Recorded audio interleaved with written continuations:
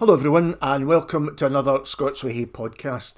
And today I'm joined by writer Peter Ross, a returning guest. Hello Peter. Hello there. And we're going to talk about your latest book, Upon a White Horse, Journeys in Ancient Britain and Ireland. Mm-hmm. And I wonder if you could give us a kind of brief summary of the book. How do you describe it to people when they ask about it?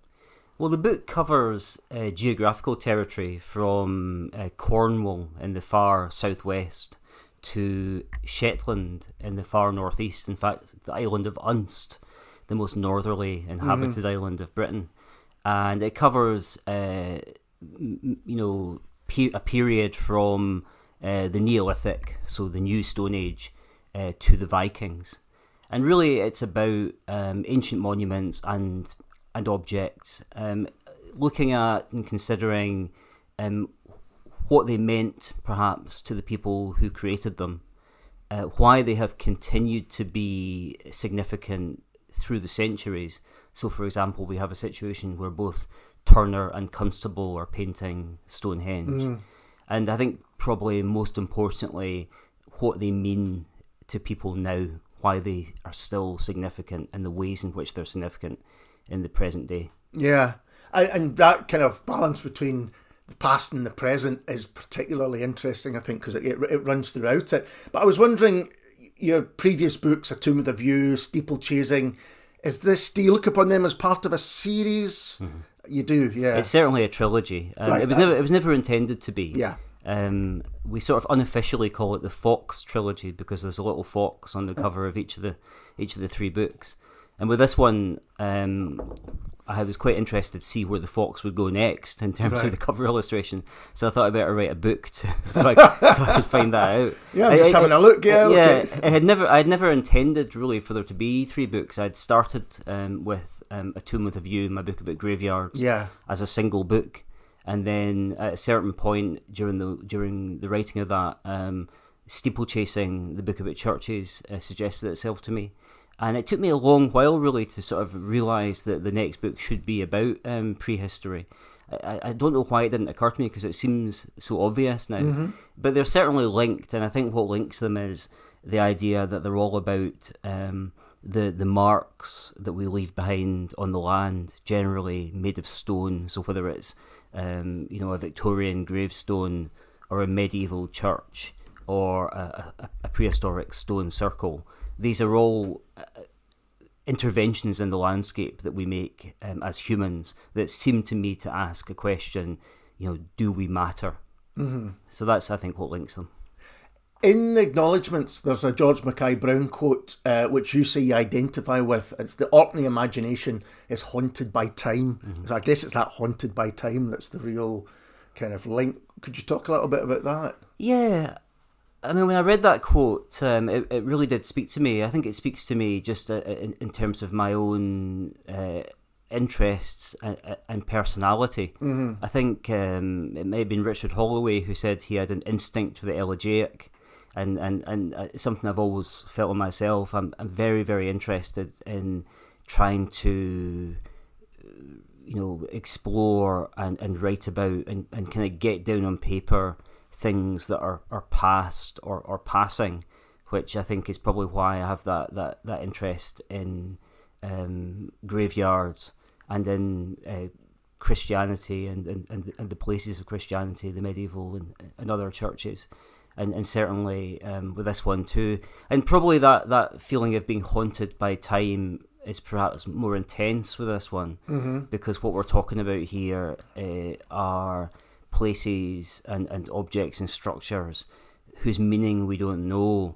So you can see that these, whether it's a stone circle or a burial chamber, or a carved wooden idol, mm-hmm. Or you can see that these are places that have been extremely important to people because they've taken a great deal of labour to make. They've spent a great deal of time on them, but we don't know why they were made. Archaeology can tell you when something was made. A lot of the time it can tell you how it was made, but the why of it is the thing that's somehow just out of reach. And I think if you think about the people of the Neolithic, for example, they're just like us in some ways physically. They have the same bodies and brains. So I think we can say that some of our experience as humans now must be quite like what they experienced then. Certainly in terms of physicality, but I'm sure in terms of emotions as well.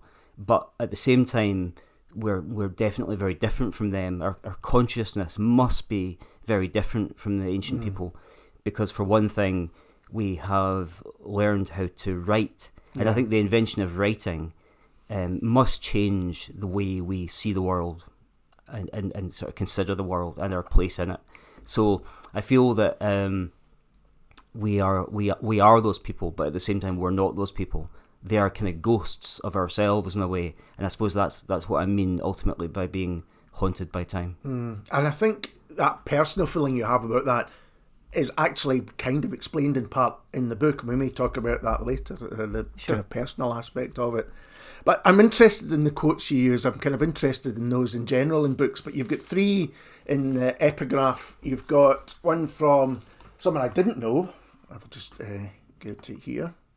From Jaquetta Hawkes, I have sought to evoke an entity, the land of Britain, in which past and present, nature, man and art appear all in one piece. So why did that speak to you? It's really what I'm trying to do myself, I suppose, in the book. So her declaration of intent in her great non-fiction book, A Land, which I think was published in the early 1950s, really seemed to me to sum up what I am trying to do with this book in many ways.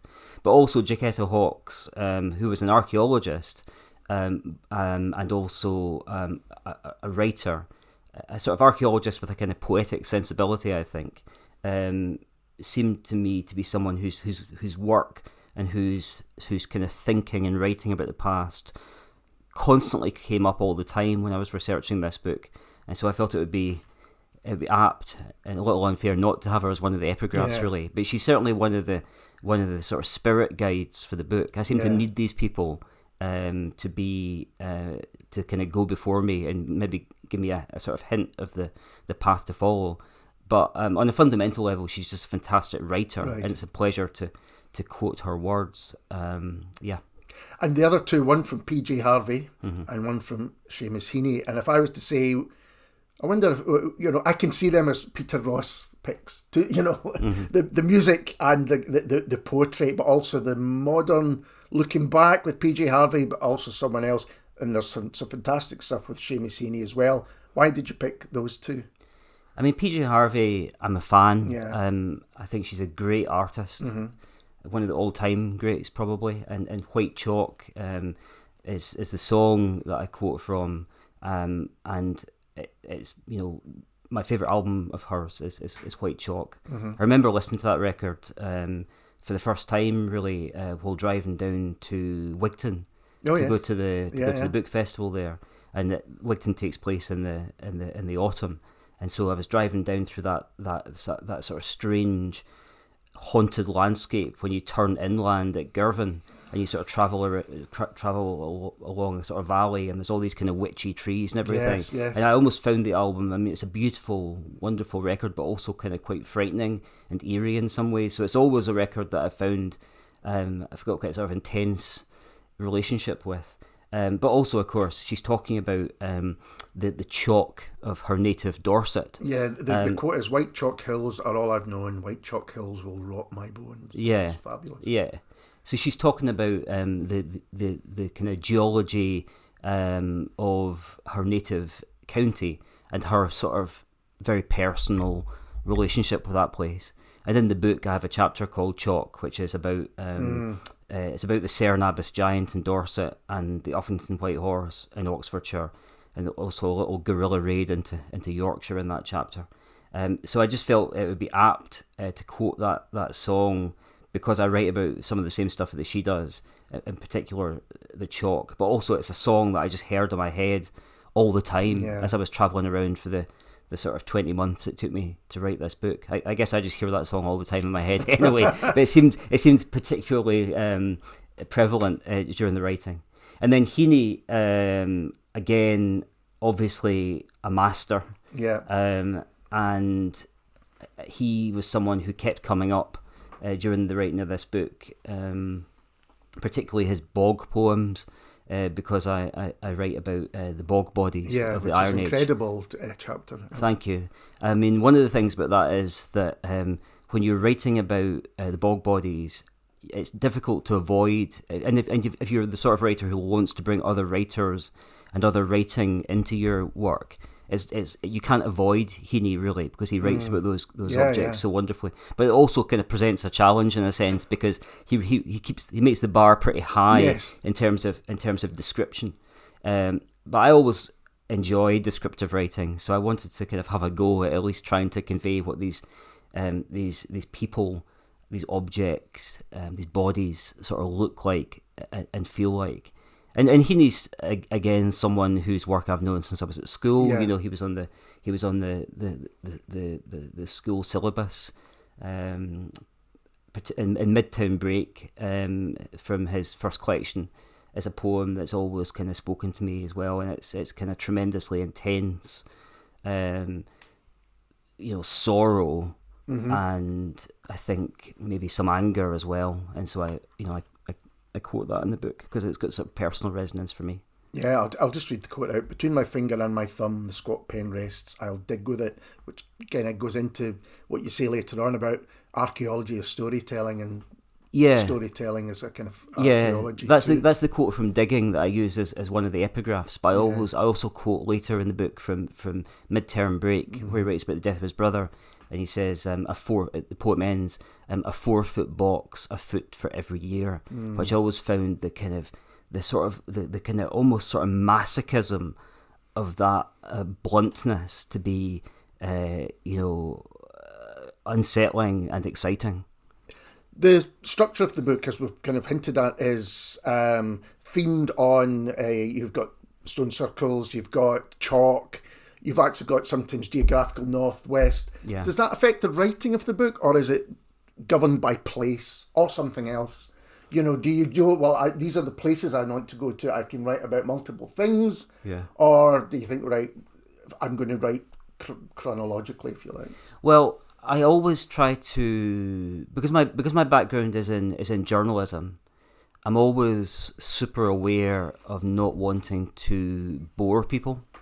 So, like, I want to give people no reason at any point to stop reading. So I'm trying to think all the time about variety. So I'm trying to give a great sense of variety in terms of the locations covered, but also in terms of the types of things that I'm writing about. So it could have been a book all about stone circles, but I think that might have been a bit dull for people that really like stone circles. So I'm trying to give like a sense of moving from one type of thing to another all the time, and from one place to another. And also because I think of the books as a trilogy, I'm hoping to try to cover really a lot of Britain over the course of the 3 books. Really, so until this point. Until this book, I didn't really have anything about Cornwall, for instance. So, and there's a great deal of kind of prehistoric remains in Cornwall. So it seemed like an ideal opportunity to go there and write about that place. But also, it's never enough for the places and objects themselves to be wonderful. I always want to find people who can tell me why these places are wonderful, who can sort of express that and what it means to them rather than just me saying it. So that's the other thing that kind of governs choice, which is, can I find sort of present tense stories to tell in each one of these places? And if I can't, then I won't write about it. It has to be that mix of people and place. Well, that's exactly my next question was going to be. It's about place, but also people, and the important thing to investigate both is to have the people in that place. And there's lots of examples of that. I mean, you couldn't imagine, I don't think, reading it one without the other. It strikes me, if you're thinking this as a trilogy, then do you feel there's some kind of pressure to complete, like to get to places that you maybe think, oh, I'd like to have gone there, or I would like to have done that thing? I think I feel kind of content really with the places that I've written about. I mean, I had certain considerations when choosing places. So, for example, I wasn't sure at one point whether or not to write about Stonehenge because it's been written about so much that I kind of thought, well, what can I add here? But at the same time, it would feel like a bit of an omission, I think, to write about prehistoric Britain and not at least have a go at trying to write about Stonehenge. It'd be a bit like trying to write about 1960s pop music and not writing about the Beatles. It would feel like a bit of an affectation in some ways. So I thought, well, I'll write about Stonehenge, and that's a good example of trying to kind of connect people in place, I suppose, because I write about it at the time of the midwinter solstice. So in a sense, I've got a kind of great set piece event with lots of people that I can describe, like crowd scenes. Visually, it's incredibly strong. Yeah, like you would get in a kind of in a movie or in a novel, really. Yeah, and sort of 19th century novel kind of sense about that.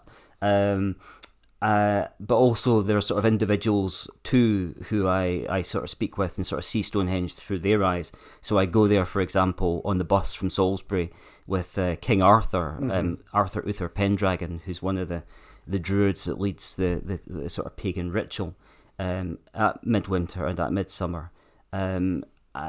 So I'm thinking often about how to cast these things. So even though they're real people, I'm thinking, who can I try and bring into this that's going to really work as a character in the piece, who's going to sort of like who's going to make any page on which they appear kind of spring to life, So there's King Arthur, and then there's a number of other people too whom I speak with in the course of that. And I do genuinely sort of think about it, I guess, as a sort of moving camera in and out, and sort of sometimes lingering on certain people. So and also the other thing about Stonehenge is, I think the fact that people do go there in such vast numbers for these religious ceremonies at midwinter and midsummer in particular, but also at the autumn and spring equinoxes. People are going there in their tens of thousands for the big ones, and they are going there for various reasons. So some people will go there because it's a religious conviction, and it's part of their faith to go and mark the sort of seasonal change at Stonehenge. For some other people, it's going to be a sort of tick on a bucket list, right? But I think all reasons for going there are valid, and also they are. The thing that's important to me is that we know from the archaeology that Stonehenge has always been a place of mass gatherings. So at the time, there's a long history of Stonehenge. The site has changed considerably from its kind of origins as a place of kind of burial through the construction of the great stone trilithons, which is the name for those sort of arrangements of those almost kind of doorway-like arrangements of three stones. The spinal tap. Yeah, and then a kind of later history as a sort of Bronze Age funerary site with lots of barrows being built round about. But the archaeology tells us that at the time when the stones were being raised, people were coming from all over Britain to participate in that, and we know that because of analysis of the animal bones that have been found at the site of Durrington Walls, which is a sort of settlement nearby. They found sort of pig bones that tell us that they originate in Scotland. So people were coming from Scotland down to Wiltshire, probably to participate in the construction of this thing. So the fact that people back then were going great distances to sort of feast and presumably gather for in a kind of meaningful way at Stonehenge is still what's happening now, even though the reasons are different. So it feels like there's a kind of continuity there that I was interested to explore. I think having this cast of characters throughout the book was, even if you've read a lot about places before, be it Stonehenge, be it Orkney or whatever, it's different because it's different voices, it's different stories being told. King Arthur, the druid, but also a biker with a Steppenwolf ringtone. Yeah. And that kind of sums up a lot of the people in the book. You've got this attracted to the ancient, but still in the modern world as well. Later on, you've got Vikings singing Johnny Cash songs as well, and that kind of runs through the book. I think that kind of attraction to something a part unknown, because you say the why is the big unanswered question. Yeah, but still having to kind of having to be, embrace at least part of modern living. Yeah. And if you think about the Uffington White Horse as another example, if people don't know it, it's this great kind of chalk hill figure in Oxfordshire. It's, I think, 374 feet from head to tail, and it's carved into this hillside. A really exciting looking thing. I think it's the only thing we can kind of really call it. That was made. Again, the archaeology can date it to something like the late Bronze Age or early Iron Age, so it's about 3,000 years old. But what I find more interesting, really, than the object itself is the fact that they think that if it was left alone, cause every year they weed it, and they also hammer a new sort of thin layer of chalk on top.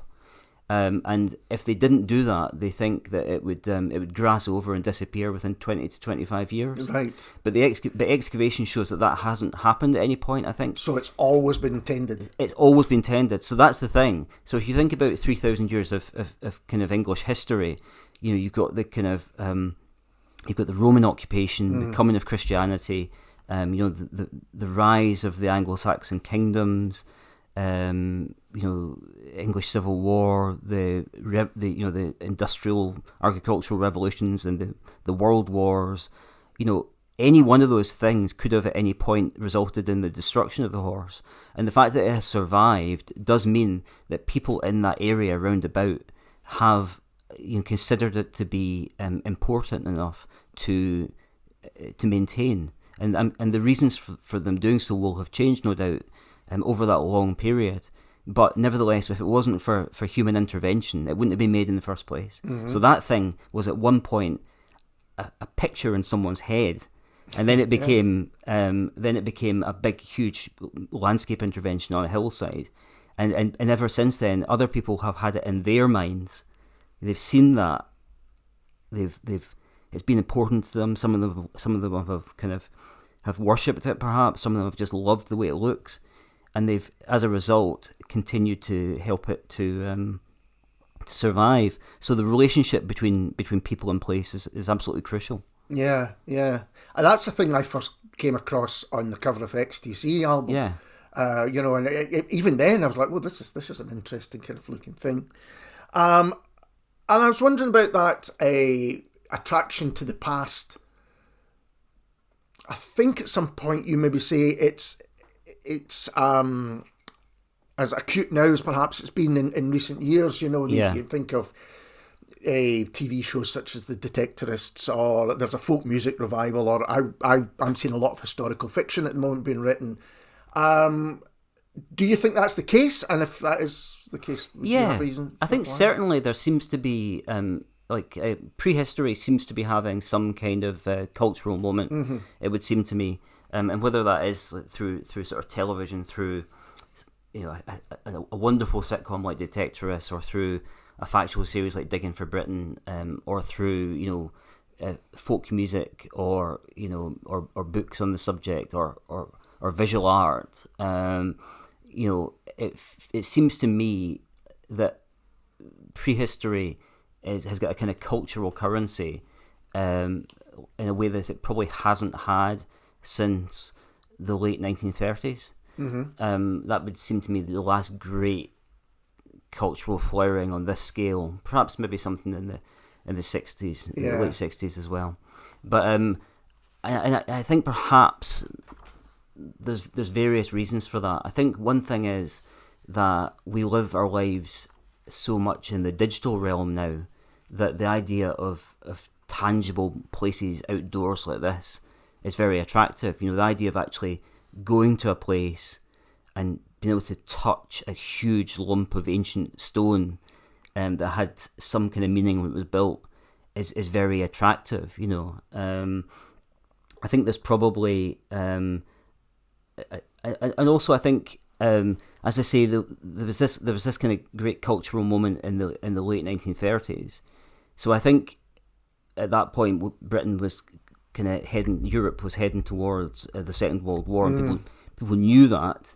So it was a feeling of kind of gathering darkness, and I think at a time like that, perhaps we are minded to look back at our origins, perhaps for comfort in some ways, or maybe on a deeper level, a kind of sense of kind of who we are and why we are like this. Yeah. And I think probably there's a lot of that same feeling in the air now. Yeah. You know, both in terms of the kind of wars ongoing in the world, and perhaps a sense of that getting worse down the line. And it's intensified, of course, by, I think, a sort of general anxiety people have about the climate crisis. I think that even if we don't think about that consciously all the time, I think that's in a lot of people's minds. So I think it's difficult, I think, to find hope in the world today. And so I think that there is a sense of solace to be had from looking back at our origins. But I think it's not as straightforward as that, really. My thinking about this definitely developed in the course of writing the book. And if you think about the Neolithic period in particular, which is when people started to build these kind of great stone monuments, some of which are still standing in the landscape, you know, the construction of those places comes out of the development of farming, essentially. So it's only while we begin to settle down and farm that we are in one place for a prolonged period of time. We have sufficient resources to allow us to build these things while still eating and breeding. Also, we perhaps begin to feel a sense of ownership over that landscape, because we're enclosing it for our fields and so on. And so it seems that's maybe a reason why you would build a stone circle or a burial monument, because this is our place and we want to kind of put our mark on it. So I think we can sort of see that period, the development of kind of land ownership and farming, and all that goes with it in terms of the cutting down of a huge number of trees in order to allow that to happen, and probably territorial conflict as perhaps a sort of step towards kind of where we are now. Now, of course, I'm not saying we need to go back to the Neolithic. That would be foolish, wouldn't it? But I do think I can see us sort of stepping onto the wrong path, perhaps at that time, and that kind of leads directly to the difficulties that we find ourselves in now. It's we have a kind of fatal intelligence, right, that brings us a lot of advantage, but has kind of painted us into a corner, I think. So I think we shouldn't look at that period as paradise, even though it does feel tempting to do so. Yeah, that's really interesting, because I think a lot of people would say, well, Industrial Revolution, well, you know, other parts in history where you think we've taken a decision to go a certain way, particularly maybe in terms of monetary systems and those things. But to go back as far as that is an interesting point. Just come back to what you said about the 1930s. I was actually thinking about the 70s. I guess that's because that's when I was young and growing up. But you had television shows like Children of the Stones, which, you know, look back to that period. You had The Wicker Man, you know, famously. Again, looking to a kind of past, and you had a kind of folk revival at the time as well. Steel Ice Band, those kind of bands. And I wondered if it was, you've maybe answered this, but linked to this, not just the state of the world, but specifically the state of the nation. It's possible, yeah. I mean, I was too young then to really kind of get a sort of first-hand feel for it, but I do think, I mean, obviously that particular grappling with prehistory and with, I guess, to some extent, the sort of medieval period, it sort of comes out of a sort of hippie movement, doesn't it? It comes out of a sense of of wanting to get back to nature. And there's a bit of that going on in the book as well. You know, that kind of hippie idea, but maybe looking even further back. Yes. And of course, it's not as if the late 1960s and early 1970s wanted for darknesses. You know, No. I think perhaps a greater anxiety for them was, nuclear annihilation. Yeah. It probably plays the role for that generation that the climate crisis sort of plays for us now, the where Cold War. there's a feeling of perhaps coming to the end of things, and so that sends you back to look at the beginning. Yeah, because that was the other trend in popular culture at the time, was television shows in particular. Yeah. That this is what it will be like in the future if you're lucky enough to survive it. Or unlucky enough. Or unlucky enough to survive it, exactly. If Threads tells us anything. The book opens with shrine and a ceremony. Why did you choose to open the book with that short piece? Yeah, so I think there's maybe about a dozen chapters in the book, something like that. And most of them are pretty long, but 4 of them are far shorter. And they're all concerned with, for want of a better expression, idols of one kind or another. So I wanted to have a few shorter things in the book, just to give it a sort of change of pace and a change of energy. So there was that consideration. But I decided to open with this particular place because I wanted to begin the book with something where the reader wasn't entirely sure where they were in place or in time. So this short chapter, Shrine, is about a place somewhere in Scotland, and I gave my word to the man who calls himself the Keeper of the Stones that I wouldn't say where exactly this is, so listeners can perhaps excuse me being vague on this point. But I didn't really mind sort of agreeing to that because I wanted, as I say, to for people not to know exactly where or when they were when they opened the book. So I wanted it to have the quality of a folk tale, really, only for 3 or 4 pages, and then we get into the big Stonehenge extravaganza set piece. But it's about a ritual that takes place in a glen in Scotland, where every year these 3 stones, smallish stones that have been sort of shaped by the action of water over a long time into sort of slightly sort of humanoid figures. They are brought out of this little stone shrine and put onto the land every summer, and then towards winter they are put back into the stone shrine, and the shrine is kind of, the entrance is some food is put in there as offerings to them, and the shrine is kind of blocked up with stones, and then there's moss and grass sort of shoved into the sort of cracks to make it wind tight and cozy, really, for the figures. Yeah. And they represent 3 giants, a man, a woman, and their daughter, who the legend goes that many years ago, these giants came down from the hills. The woman was pregnant, and they were given shelter by the local people. And all the time that they lived in the glen was fertile. You know, they had their cattle bred well, the crops grew well, the weather was temperate. And so when the giants came to leave and go back into the hills, this time with their daughter, the people wanted to maintain the sort of blessings on the glen. So they used these stones to sort of symbolise the giants. And we don't know how long this has been going on for. There are written records going back to the 18th century, I think, but the chances are it's a lot older than that. But it's interesting that it still happens. It's still done, and people are serious about it. You know, there's a feeling that if it wasn't done, then it could be bad news for the glen and for the people who live there. And that again ties into sort of anxieties people have around climate change and what sort of extreme weather might mean to isolated communities like that.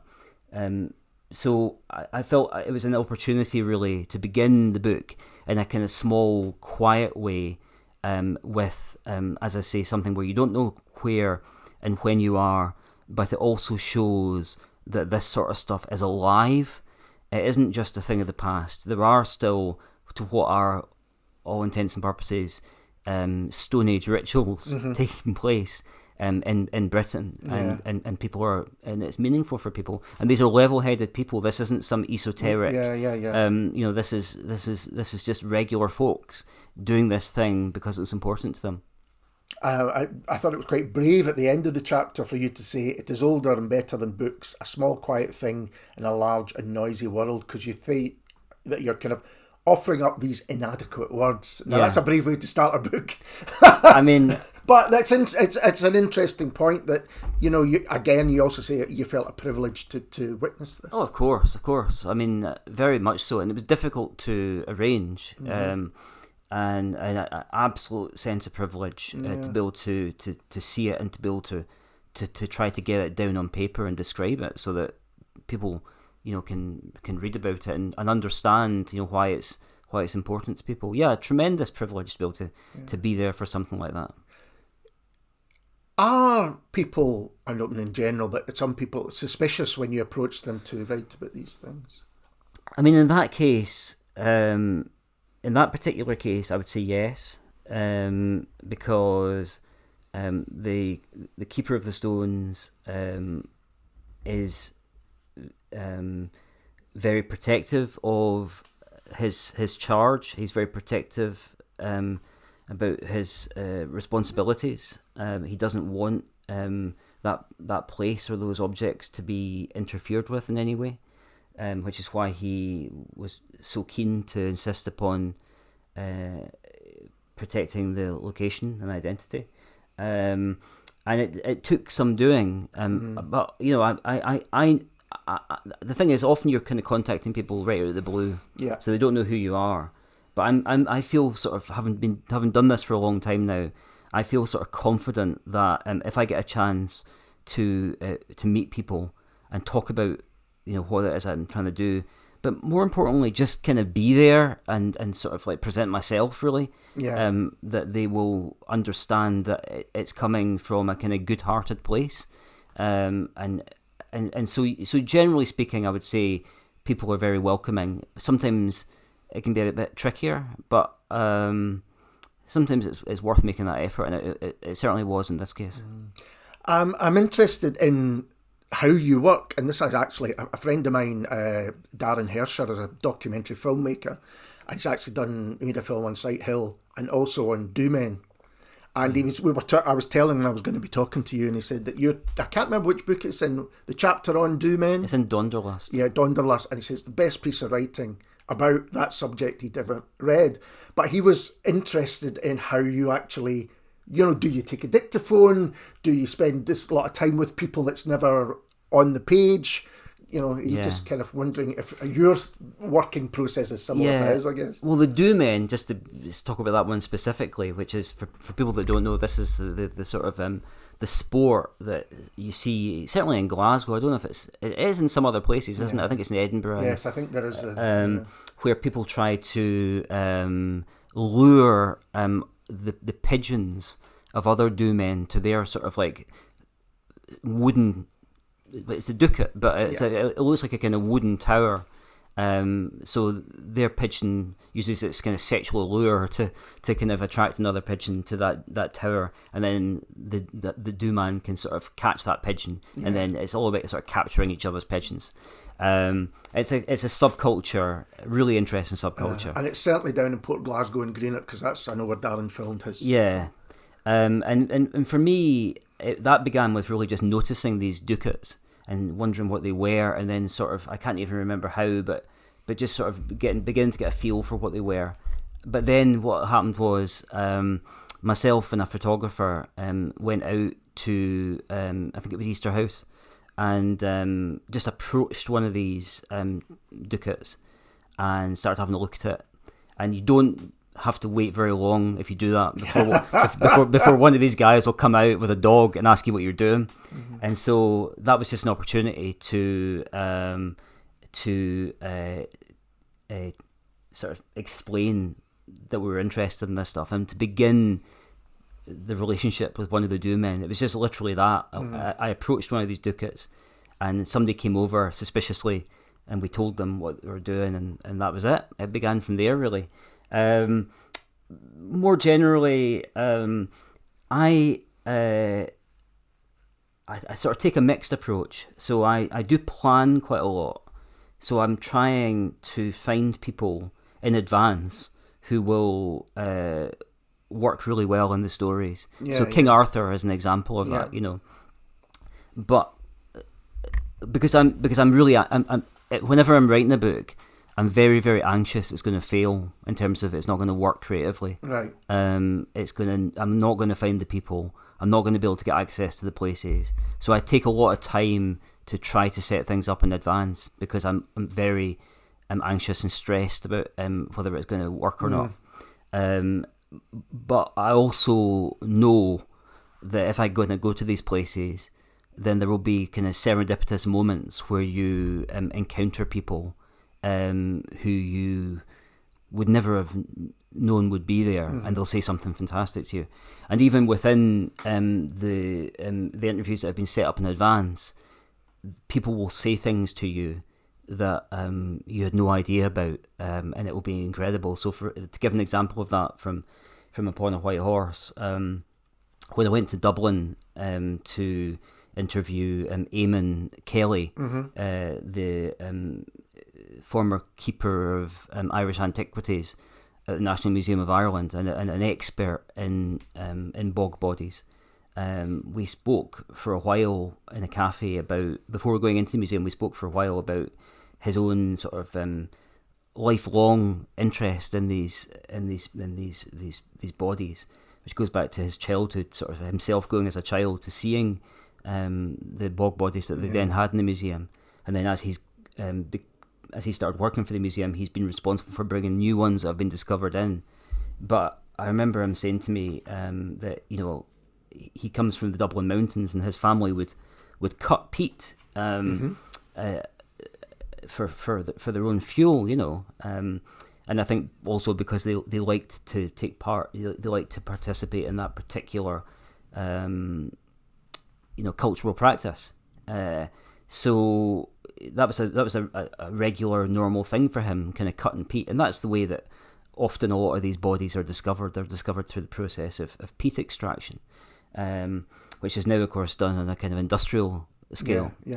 But traditionally would have been done by like individual families. And I remember him saying to me that his brother discovered a body during the cutting of the peat, and it was the body of a woman who had been murdered quite recently, maybe about a year before the find or something. And she had been a missing person. She'd disappeared from Dublin, and her body eventually turned up in where they cut their peat. So they had this man who is an expert on the bog bodies of Ireland had discovered a bog body on his very own peatlands. You know, I mean, it's extraordinary to hear something like that. Yeah. You would never expect that in a million years. I had no idea. Yeah. And so stuff like that does happen. Was it Bill Shankly that said that the harder you work, the luckier you get? Yeah. And I really do feel that if you put yourself in the right place, where you're sort of open to people and sort of open to the universe, sort of thing, you will be rewarded with extraordinary stories like that. And I wonder as well, I mean, as you said, this is your third book of this kind. You've other books where you are interviewing people. It doesn't take too much work to find out how you work and what your writing's about. And I don't know if that helps people, but it does sound as if a lot of people have got these stories that they're just kind of waiting to tell. Yeah, it maybe is that. I don't know whether people Google me or whatnot. I suppose they probably do, but that's an interesting point actually. Maybe on some unconscious level, people are just waiting for the moment to sort of tell the thing, whatever that thing is. Because again, you're not just going to, well, this is what the bogs are like, and this is what the history is. You're actually talking to people who are involved in the present day of it, so it's not just a historical thing in that sense. Yes, and sometimes, of course, if we can maybe just give another example from the book, to do with the building of stone circles, which happens even now. Yeah.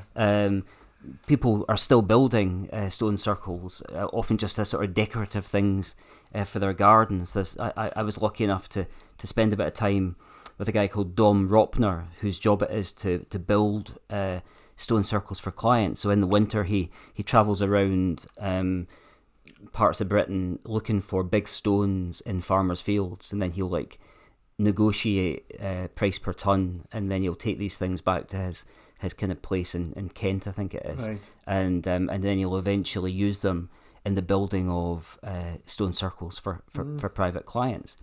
But often people do get these things built because they want to mark something meaningful about their own lives, or a place that's meaningful to them.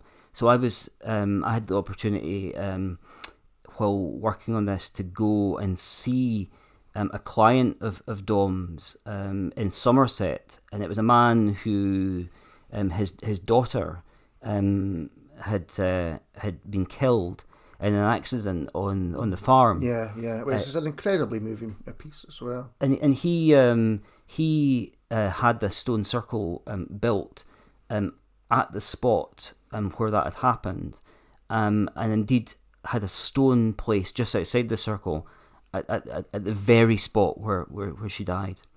And we went there, myself and this man, and sat on stones in the middle of the circle, and we talked about his having done that and kind of his reasons for doing it, and kind of what the place meant to him, and we talked about his daughter. And at one point he got out his mobile phone and he played me a little clip of her. She was 15 years old when she died, and her name was Iris. And he played me a little clip of her filming a starling murmuration and talking with great kind of delight and wonder about what she could see, the birds going up. And it was amazing really to sit there with him and listen to her voice. And it's interesting to consider what was going on there, I think. Like, what is it about a stone circle that is a suitable site for that sort of thing? You know, people have been building these things for thousands of years, and there's something, I think, about the shape of them or the nature of stone circles. Like a ring does sort of embody an idea of eternity, doesn't it? Mm-hmm. But also stone circles are enclosing spaces. Yeah. So I sort of think of them as being a bit like a place that can hold something. Yeah. Almost like a phone holds data, right? But they're also open spaces, aren't they? So they're open to the sky, and they're open in the gaps between the big stones. So it feels like they are at once about absence and presence, and about kind of holding on and letting go. Yeah. And that's what seems to me to make them suitable places as sites for remembrance. So they're about death often, but also about love. Yeah, and that's really interesting. I think many people's instinct would be, and I think you mention it in the book, at a place of tragedy such as this, the instinct is to leave, to almost forget in a sense, but that's not. It's no, we're not leaving. In fact, we're going to lean into this remembrance and make it part of family life. Yes, he made a landscape intervention instead of kind of leaving behind the place of pain. He changed the place, and that's interesting because all of these ancient monuments, the stone circles or the sort of stone tombs that you see on hilltops, they are very visible sites of memorialization, and so it feels like a lot of what was going on then, perhaps, is still some of the motivation now. Yeah. And there are parts in the book where the urban and the ancient, if you like, collide. And one of those is definitely, which I did not know about, the Sighthill stones. Yeah. So here's ones which are built fairly recently in view of the motorway, almost, in Glasgow. Yeah, they are in the Sighthill housing scheme. They were built in the late 1970s. Although they were kind of moved a few years ago when they redeveloped the Sighthill scheme, and there was a kind of public outcry because they were going to just be sort of dug up and destroyed. But that place, even though it was modern, had become in the years since, in the sort of 20, 30 years since, had become meaningful to local people. Mm-hmm. So I myself have attended like a pagan ritual that took place there, and I know because I spoke with a family who had scattered the ashes of a loved one there, and sort of it's quite interesting because I think people had forgotten. There'd never been any signage. Mm-hmm. It had been built under the Callaghan government's job creation scheme. Right.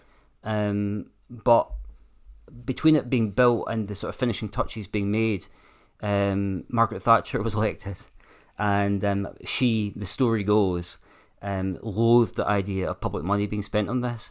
So she cut off funding, and so no sign was ever put up explaining what it was. And as a result of that, as kind of new people moved into the scheme or folk moved out or whatever, its kind of origins were lost. Yeah. And some people began to believe that it truly was ancient. Yeah. So what Margaret Thatcher did was essentially she kind of created a site of enchantment and mystery inadvertently, by never paying for the sign to be put there. And yeah, so when Sighthill was being redeveloped ahead of the Commonwealth Games, they were going to just dig the stones up and discard them, but there was a bit of a public outcry because it had been important to people. And Stuart Braithwaite from the band Mogwai, mm-hmm. His father John was one of the two men, along with Duncan Lunan, who had been involved in kind of designing and building the circle. So Stuart sort of was a significant part of the campaign to keep the stones. So a compromise was reached, and the circle was dug up, but the stones were kept, and it was relocated not very far from where it was originally. And Duncan Lunan, who is still living, was given the job of designing the stones so it would still work in terms of it would still be aligned astrologically, so astronomically. So you can go to Sighthill Stones and you can sort of witness the midsummer solstice just as you can at Stonehenge. It works in the same way. So it's not like some bad cover version of what we used to do. It actually is. It actually is the thing itself. Yeah, there's so much in the book to talk to you about, but I'm interested in that. There's stories in there which are your stories, which are familial stories. Were you going to include them right from the start, and is it more difficult to write those? I mean, so what you're talking about there, really, in a way, I think there's a few things. So my grandparents were volunteer archaeologists, and as a child, I was taken to excavate sites with them. We excavated a lot of Roman stuff, and at one point excavated a Bronze Age burial kist. But I also write, and this is sort of related to the excavation of the kist, that grave. I also write a bit about the death of my little brother, which is possibly what you're alluding to there. And I think that's something that I've sort of wanted to write about. I felt like it's not really a duty or a responsibility or even a desire, but I've sort of wanted to and tried to sort of write about for many years, sort of on and off, and I've never really been able to do it. Not because of emotional pain, really. It's more to do with not really being able to do it adequately. I think with something like that, when something really horrible happens, I worry about aestheticizing it. Sure. I worry about making it pretty with words. It's always my instinct to make things pretty with words, and I feel like I kind of don't want to do that with something so awful. It's a sort of betrayal of the reality of the situation. Sure. So I've always found it difficult to do, and I thought I would try.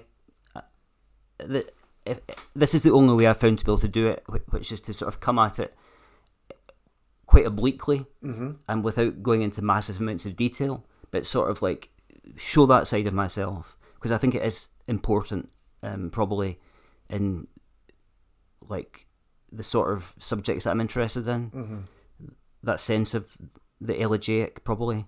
Yeah.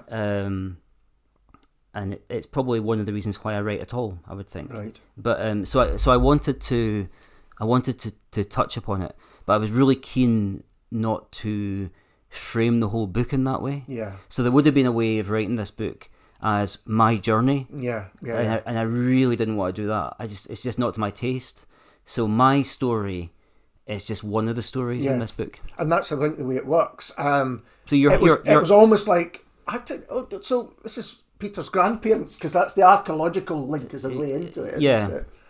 And I think at one point it's kind of hinted that if being an archaeologist was seen as more of a viable job option, you may have taken that. Yeah, I don't know why I didn't. I mean, just to return to that personal question, so you were about halfway through the book before you learned that, and that's deliberate. You know, I wondered that. Yeah, you know, I didn't want to start with it.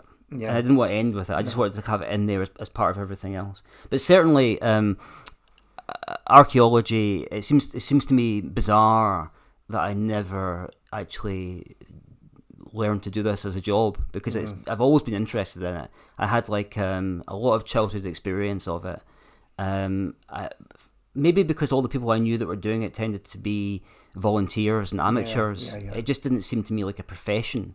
It seemed to me like a hobby in a way, or not a hobby. That's not the right word for it. A kind of passion, and a deep interest, but not necessarily something you would get paid for. But I do kind of wish that I had taken that road. And the writing of this book is, of course, a way of travelling that path not taken. Yeah. Again, that thing about if archaeology is storytelling is archaeology. So you do kind of link that completely. And you've done some book events now, haven't you? You've done a few book events. I've done maybe but getting on for 15 now for this book. And I was wondering if people now come to you with their stories. It's more that people want to tell you what these places mean to them. You know, that they spent their childhood being taken to Stonehenge, and in those days you could still wander freely among the stones, or you know, they would play hide and seek among the stones at Avebury. It's very clear that people